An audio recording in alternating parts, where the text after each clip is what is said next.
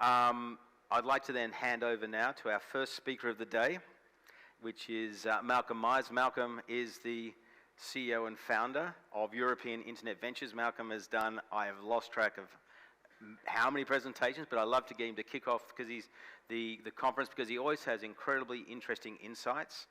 And today he's talking about emerging and established markets, the power of AI to change the game. So Malcolm, over to you. Thank you, Simon. So I'm Malcolm Myers. I have spent the past 15 years in classifieds and marketplaces. I kicked off my career running M&A at NASPERS, now called Process.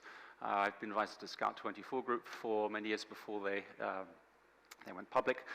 And I now run a company called EIV, which it does M&A and capital raising for marketplaces. Exactly, we either work on the buy side, helping private equity buy big things, or we work more on the sell side, helping founders get liquidity. And then capital raising is more in the kind of Series B place, or big A, B, so sort of 20 million to 100 million checks. And although we're called European Internet Ventures, the reason why I'm here is, of course, because we work all over the world. So today, just some of our transactions, we've worked in many verticals and, of course, real estate in particular. So today I'm going to tackle the theme in three parts. First of all, let's compare and contrast a little bit classifieds in emerging markets with established markets. Then let's look at disruption, since disruption has been the theme for a while. Let's give it some perspective. And then let's think a little bit about how AI might change the game. So first of all, classifieds in emerging markets. So the good news is, if you are a #1 property portal in a big in a Western market or an established market, the chances are you're making a lot of money. So in fact, we've got about we've got 8 players who are each generating 100 million a year, over 100 million a year, 4 doing more than 400 million a year, and we have one Zillow which is doing almost 2 billion. Now, of course, if we then look at our colleagues in emerging markets, no one is making more than 100 million in revenues. And if I've got numbers wrong, come up to me afterwards. I'd love to be enlightened. But based upon public data and some private insights, no one's doing more than $100 million. The best ones are doing around 60 to 70 million. And the rest are all doing less than $25 million a year. Of the four who are doing above 100 million, you can see here we've got OLX in Brazil, and let's face it, they got there through some quite clever merging of the vertical and the horizontals. Housing.com, let's face it, India is massive. There should be players making hundreds of millions of dollars in India. Zameen, because of their very smart developer commission-based model, and Property Guru, Singapore, let's face it, Singapore is a very established market. But no one else is really getting close to it as so far. And furthermore, if we actually look at how big some of these markets are, some of them have massive populations, then, of course, the differences become even more extreme if you look at revenue per capita. So, every man, woman, and child per capita, guess who's sticking out here? I'm not sure. Here we go. We've got RIA up here, who are going to be the outlier for most of the time. They make roughly $30 a year for every human being in Australia. The next closest is going to be Hemnet in Sweden. You can see Property Guru is here, also up quite well, because of course Singapore is a small but very valuable market. And then the $3 to $5 per capita is what you see from the established markets, and the emerging markets, much smaller numbers so far. But maybe I'm being unfair. Maybe we should think about GDP instead. So bear with me here. How do we measure how well a property portal is doing compared to GDP? Well, I've simply divided the revenues by the GDP of the country. So again, let's start with RIA, since they're the most visible line there.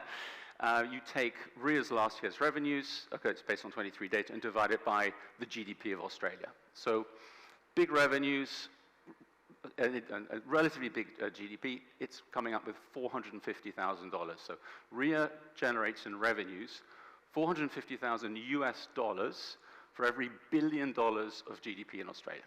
Okay, so they stand out big time. But then see what happens here, and Hemnet's doing quite well. And then, for example, Zillow, which is way below the 100K mark. Big country, but as a portal, they're not actually generating that much revenue relative to the size of the economy they operate. And we'll go into that in a few minutes. Zamin stands out here as one of the first emerging markets that's actually pulling way above its weight when you compare the revenues they generate compared to the overall GDP of the country and so on. So there are a lot of the Western markets are here in the middle, and again, the emerging markets still, even if we look at GDP, are not necessarily pulling their weight just yet.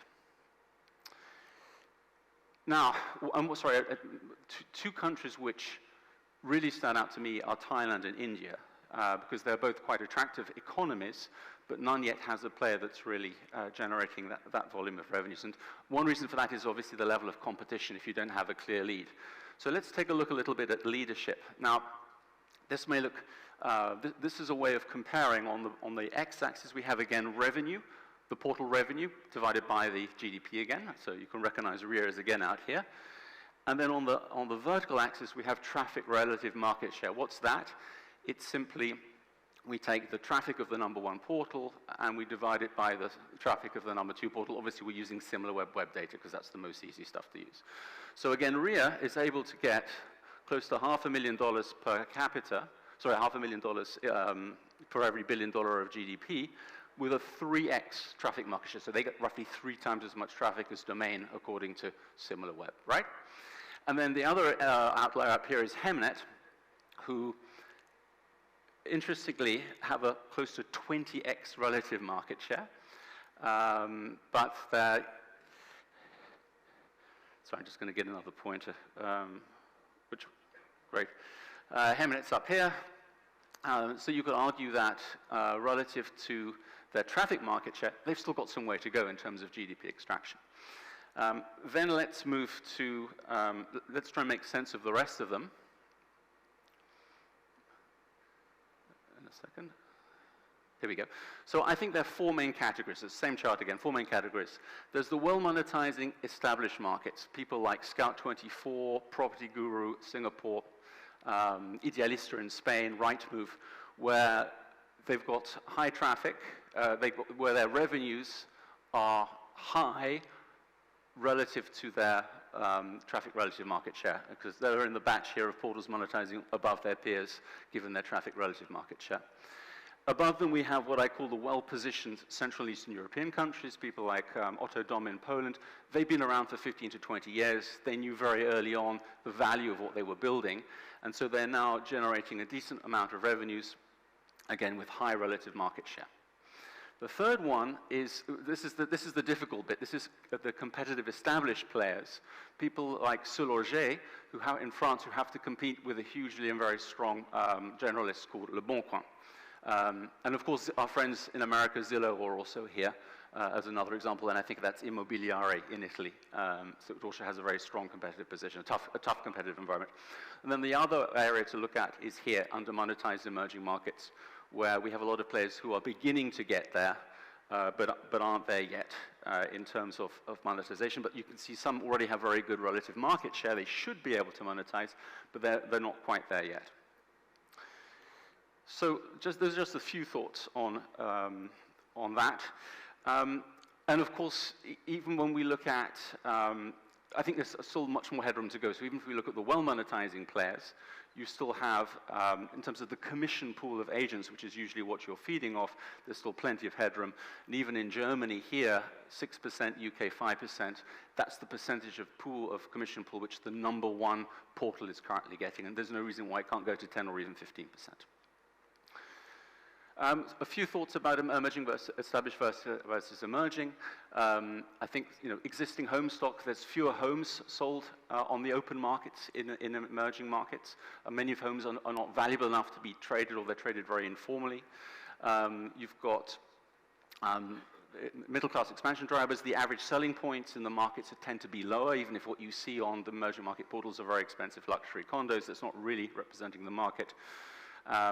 You've got a less formal agency structure, less exclusivity, and the new development segment takes most of the action when it comes to the commission pot. In terms of monetization models, I think most people in the room will be familiar with them. You've got the simple subscriptions model, which can work well, but sometimes it doesn't. So, for example, Property Guru is only making $2.50 per listing in Q3 of last year, compared to maybe over 100 in Malaysia. So the difference between whether you're in Vietnam or in Malaysia makes a huge difference. Then we have the commission sharing models, where you typically may share half of the commission with a broker, and so they won't pay much for a subscription, but you'll be getting a tap of their commission. And then the third example, the new development focus, like Zameen, where you're getting where the developer is listing often for free, but you have your own sales team who will then generate about a 10% commission. So you're getting $10,000 per 100,000 unit, but it's a lot of work involved in getting that. My argument would be, if you look very quickly at some of the brokerage models around the world, the bottom line is they're not making very much money. So therefore, maybe it's not worth just being a digital brokerage. And so those are some of my takeaways just on emerging markets before we get to disruption. I think that many of those fundamentals that make those established markets players so valuable are not present here. There's just not enough ARPA for the subscription models to work. So if you want to make a $100 million portal, you're probably going to have to go into the transaction. And I think, don't think about, although the brokerage model is a great model to generate revenues, your economics are unlikely to look good unless you have a high traffic relative market share, which means you need to get a lot of listings on your platform. Just perhaps a minute or two on disruption in perspective. At many of these conferences, there's been themes. Some of the disruptors have been here. We thought are going to disrupt this nice classifieds world. We had the web-based horizontals who we thought at one stage were going to take over because they had more traffic. We had some of these global verticals like Lamudi that thought they could take over most emerging markets with a one-size-fits-all. Of course, one size doesn't fit all in emerging markets. We had times when we thought that search engines like Google would be taking over more of the classified space, or that we thought that Facebook would get people to sell to their friends, and forgot about the fact that moderation and so on would be rather important. And then I think we've had the iBuyers, of course, which they seem to have gone out of fashion, because even in low interest rate markets, it didn't really make sense to buy a home in order to then sell it again. Blockchain and metaverse, more, I would say, enablers than anything else. We know why classifieds are so successful. I think, again, if you've got all the demand and the supply on one platform, that just creates an amazing network effect, and that, I think, will stay when we look at the AI impact. All that content helps you drive SEO volumes up high, and professional sellers really like what they're getting in terms of leads.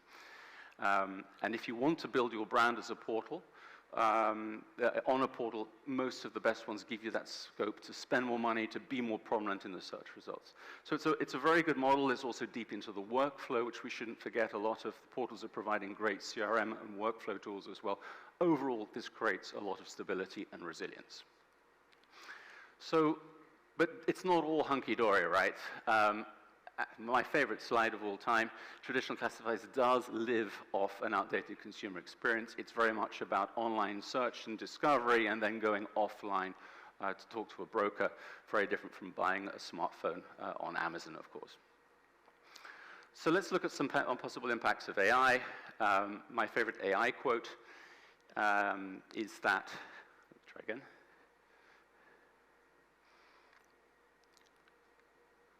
There we go. We tend to overestimate the effect of technology in the short run, but underestimate it in the long run. That's October 2006. And put in my simple way, I think there's perhaps 4 phases to consider of evolution here. The first one, and I'm using the motor car here as my example, it could be the internet, it could be electricity. But, the first motor cars were basically horse carriages without the horses, right? So the benefit was you didn't need a horse, but for 30 years, you actually had to have somebody nicely dressed up with a red flag in front of you to warn the people around that there was this dangerous car coming. So this idea of regulation holding back a small incremental improvement. And then it took sort of some 50, 60 years until we had major improvements to these existing practices through, for example, dual carriageways, which suddenly more dramatically reduced the time it took to get from A to B. We then have emerging new businesses like, petrol stations, service stations, garages. And then it took, if you look here, there's like 70, 80 years until societies, cities completely changed their format based upon the motor car. And that, clearly, in terms of where we are today, it's very much the Red Flag Act, in my view. And maybe some of the regulation around AI is exactly a parallel with the Red Flag Act. So this is coming a bit slow. Here we go. So I'm going to look at 4 things very briefly on AI: search, discovery, monetization, and then some implications. So search, guess what? You need search. If you're a portal, you're relying on search. If you're a portal in an emerging market, you can see here people like housing.com and Square Yards. Almost 80% of your traffic is coming off the web compared to about 50% in some Western markets. Sorry, that's gone too fast.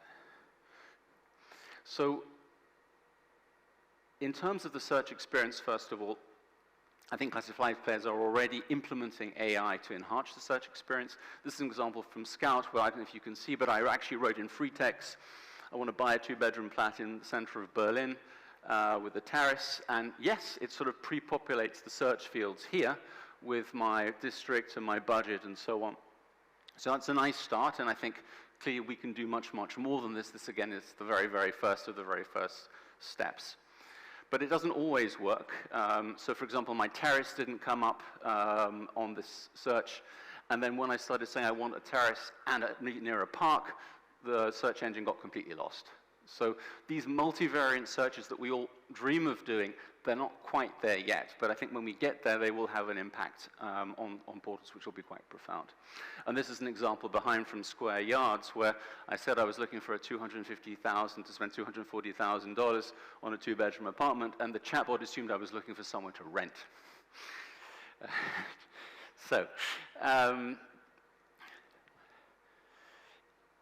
I think, secondly, in terms of discovery, I think AI will transform the discovery process.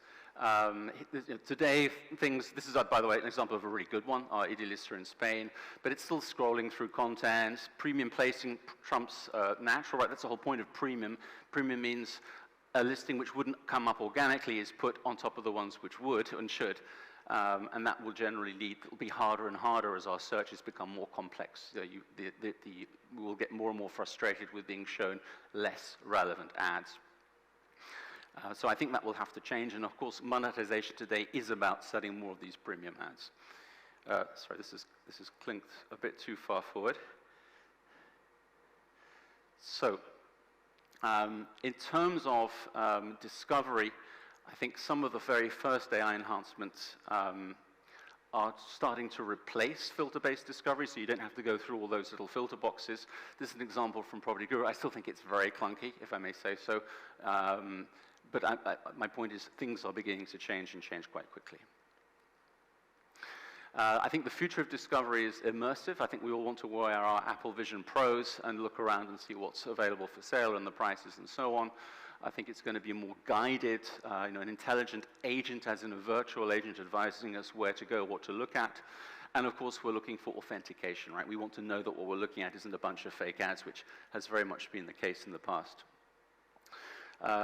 In terms of monetization, I think AI will require classifieds players to fundamentally rethink monetization. This is, again, a very classic tariff structure, Property Guru. As you can see, the more you spend, the more listings you can list, but also the more premium functions you get, right? And that's not going to work in the future because, for the reasons I said, we're going to expect a more exact match between your long text search result and then what comes up. And that leads itself to a pay-per-result. It could be pay-per-click, more likely pay-per-lead or pay-per-action. And interestingly enough, if you look at the job space, which has far more competition than anyone in this room has, that's where they're going to. And so Zillow Premier Agent is a good example of a success-related solution where you're actually just paying, where Zillow's brokers are not paying to list, they're simply sharing some of the commission as and when the deal gets done.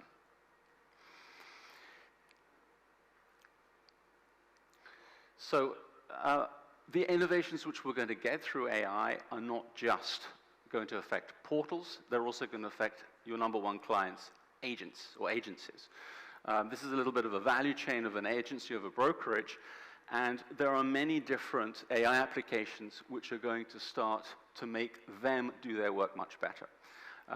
Everything from valuation, descriptions, things, everyone's seen the ChatGPT demos to start writing your portal listings. We've got things like Air, which is this incredible AI-based customer service algorithm which you can use to pre-qualify leads and pre-qualified buyers and so on.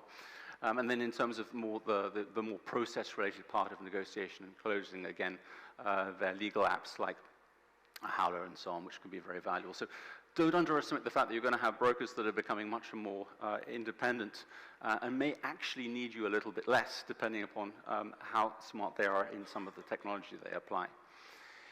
The good news is that you too can tap into this broad and growing space ecosystem of AI-powered applications.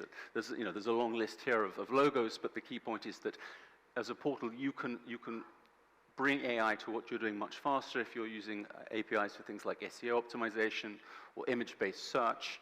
There are examples from personalized product recommendations. There's apps which help you see through fake listings and optimize your valuation models and so on. And I think the really interesting question here is which players are going to be fastest and most active in applying this new technology? Will it be the number ones? We've seen some evidence of Scout and Rightmove taking their first steps to, as I showed you, to AI-powered search. Or will it be the number twos trying to catch up? Is this the way Zoopla was going to try and close the lead on Rightmove, for example, in the UK? Or will it be completely new companies coming out from nowhere? And just one final word of warning, perhaps, that Classifieds leaders who are slow to enhance their user experience by building these more transactional models are likely to lose out. This is an old example from Craigslist. Craigslist used to be a very almost dominant horizontal in the US, and then lots of companies came along to offer a better user experience, buyer and seller side, within these verticals. And as a result, as you can see, Craigslist revenues went down. So that's really all I wanted to share today. I think classifieds have been very resilient in the past. They've withstood all these other forms of disruption that we saw, things like Google, Facebook, horizontals. I think this time it's very different. I think that AI offers an opportunity for classifieds platforms to become more engaging and more relevant for users and professionals alike. And it also provides the technology to address many of the traditional weaknesses that have prevented classifieds from becoming fully fledged marketplaces in the past. So moving from just being about generating leads to becoming a full transactional platforms. So I think AI will disrupt classifieds players who do not adapt fast enough to become AI-enabled marketplaces, while those who do embrace the potential of AI will find scope to expand revenues and profitability. Thank you. That's all I have to say.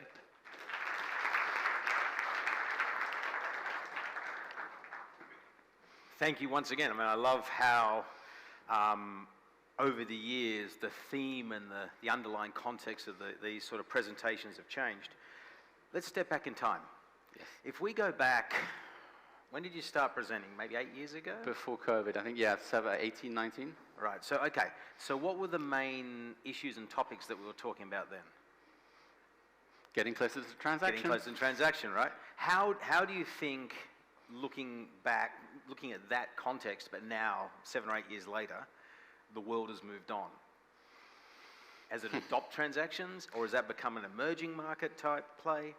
So I think emerging markets were always early in getting to the transaction. Again, the Zoomi model was probably the first example. You can't make money on subscriptions. Let's make it from sharing developer commissions. I think that what we've seen is actually some steps back away from the transaction. So there was a lot of these sell-side models like Immobilien, Immoverkauf24 in Germany, where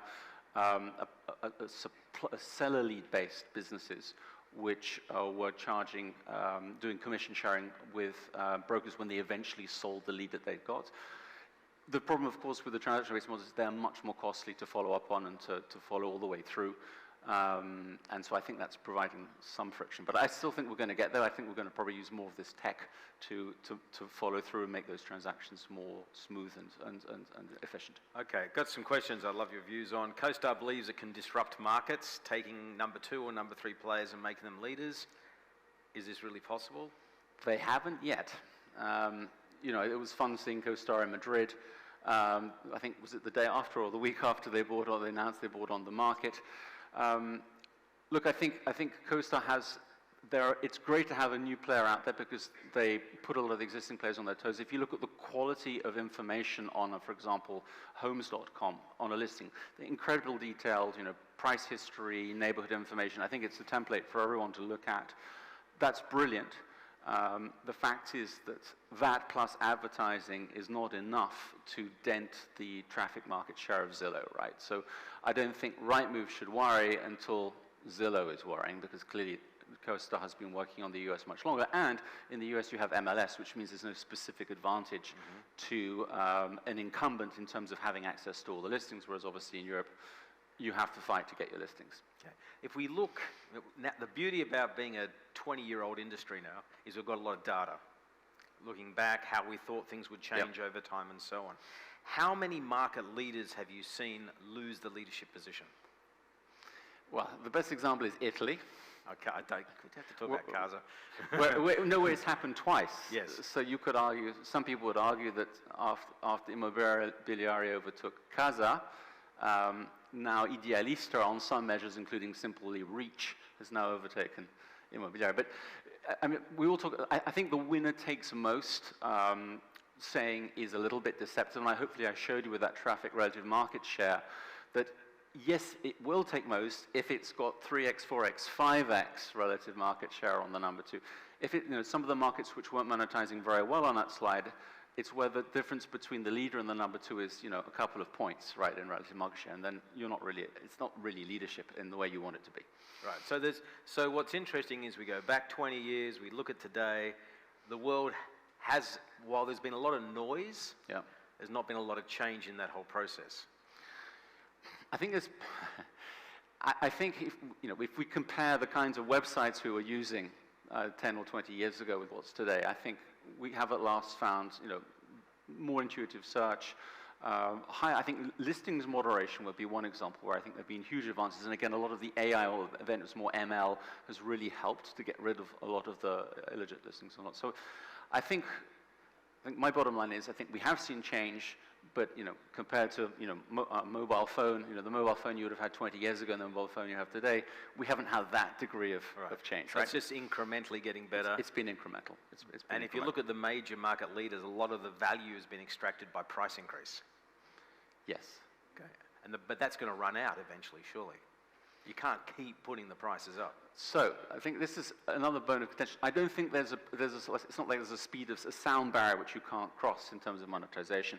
I showed you that chart showing that I think it was 6.5%, 7% of the brokerage commission pool was taken by Scout in Germany. But roughly a third of their revenues are coming from consumers. So if you actually took those away from that equation and just divided the amount that brokers are spending on the portal divided by their commission, it's probably only about 3 or 4%. And Rightmove thinks it can go to 15% plus spent on their portal. So I think, you know, the game ain't over yet. Okay, now what is the time frame you estimate it will take for marketplaces to transition to these new performance-based business models? I mean, it's not like the Red Flag Act, which lasted for 30 years, right, before it was taken off. I think that, you know, I can't give an answer in years, right? I think that in some markets, I think we'll see huge disparities. I think we'll see less focus on performance and more on transaction. Probably in these more competitive markets where you have a close number 1 and close number 2, that's where I expect to see the most innovation. I think a Rightmove that has such a clear lead over number 2, I think they may feel less pressure to innovate. They can probably get away, but there will come a time when a more performance-based model means you get much faster to what you're looking for, and I think that user experience will ultimately win through. Okay. Is this a case of, if we go back 20 years, the answer was Marketplaces are really advertising vehicles, and it doesn't matter whether you're in India, Malaysia, or the United States, they all basically did the same thing. And then over time, we've seen a sort of a divergence. In the established markets, and in that I'd refer to established as in well-established real estate systems, Yeah. okay, the portal maintains its role as a marketplace, as a lead generator tool, Yeah. but doesn't really get into the transactions because they don't want to disrupt the industry, and the industry is very strong, like the NAR is a strong beast, versus the markets where you have a highly fragmented and, let's Yeah. say, not well-organized real estate system. The portals are saying, well, I think I can do this better, let's say you can, and I'm going to move into that stream, and that's where you get the transaction businesses occurring. Is that the sort of the bifurcation that we're seeing? So we probably need to split it into more components than that, right? So there is transaction facilitation in terms of, I don't know, having an app, a solution that pulls the components of the deal forward, you know, from offer to offer given to offer accepted and through transfer of ownership. There's that bit, let's call it the workflow part, and then you have who employs the salespeople who are actually trying to close sales. I think the workflow part could happen. It's probably a less controversial part, and you know, we're already seeing in rentals. Rightmove is trying to do that in rentals, right? And also, to some extent, Scout coming from the landlord side. I think the sales team bit is the bit that gets a little bit more touchy, but I think that we will get used to it. I used the parallel in the past about, you know, own brand versus, you know, supermarket brand versus independent brands, right? It's the same thing. There's no reason why a portal can't have its own in-house team while still offering tons of leads to third-party to agents, right? Okay.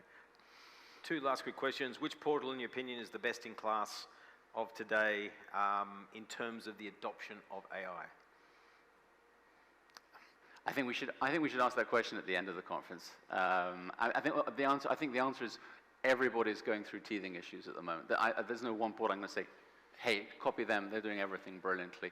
And you may find that the ones who are doing it best are the ones where you can't even realize that some of the stuff's happening with AI, right? Yeah, well, it can be in the background, in Yeah. image manipulation, which listing is presented to someone, all these things that are behind the It's covers. like this famous Air customer service call.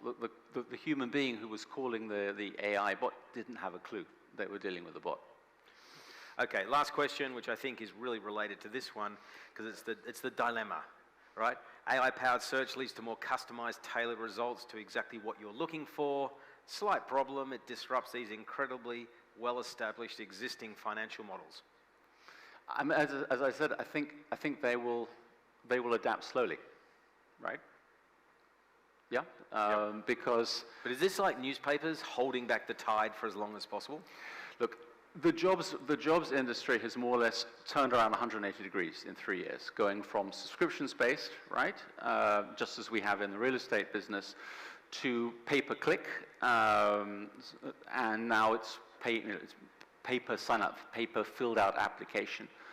And so it's interesting, when an industry realizes it has to change, it changes fast. Okay.